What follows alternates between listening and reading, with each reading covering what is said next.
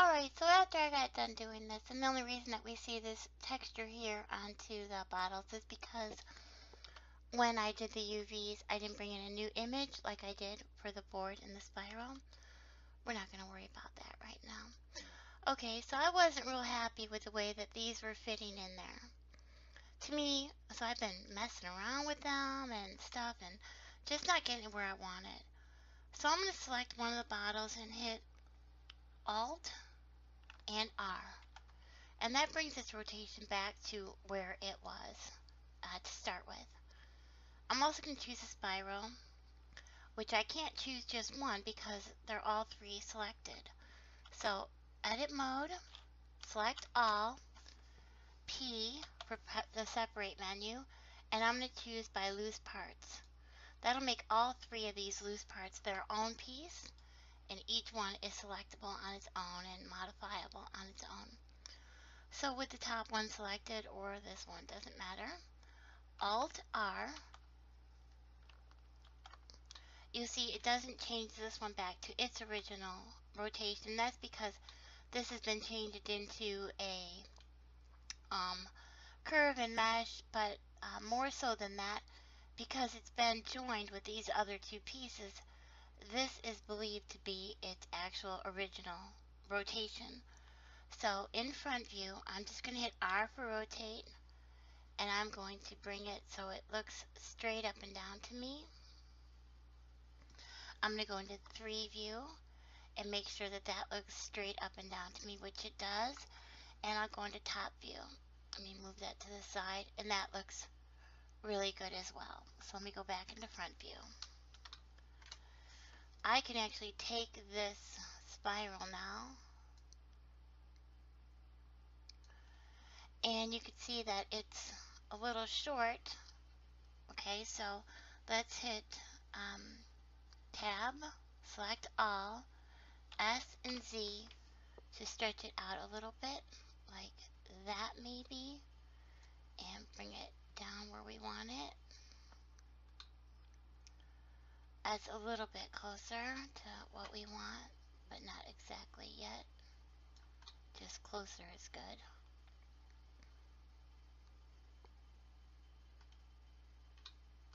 Let me just slide that over a tiny bit. Alright. And this is really far out, so let's go ahead and try using proportional editing. So hitting O on the keyboard brings up proportional editing, but it is projected, not connected. So let's go ahead and change it to connected. I'm going to take my grabbing tool, so G, and I'm going to use the X axis. So G and X, and you can see my circle of influence there. I'm just going to kind of bring that over a little. Bring this over a little. Bring that over a little. Alright, let's go into the other side. We can bring this in a little bit as well. Let's go into this view. And I'm going to choose 2 of them because it's got that flat side there. Just will work better, I think, if we have 2 of them selected. This one, just the one would be good. And here in top view, I can kind of see the curve. So that's helping keep it round.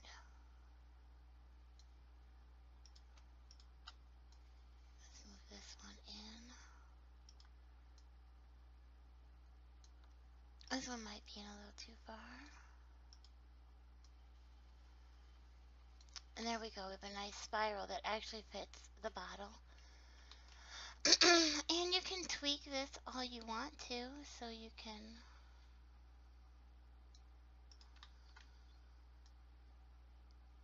keep going back and forth a little bit till you get one that fits. And so I like that much better. Now I can select both of them from the front view. I can rotate both of them. Actually, what just happened there, you see that?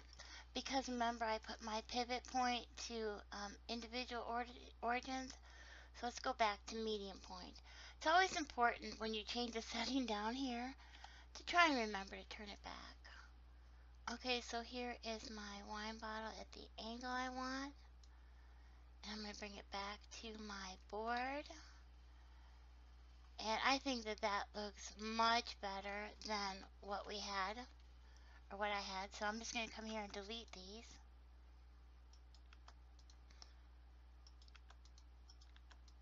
I'm going to take both of these, Shift D on the Z and take it up, Shift D on the Z and bring it down.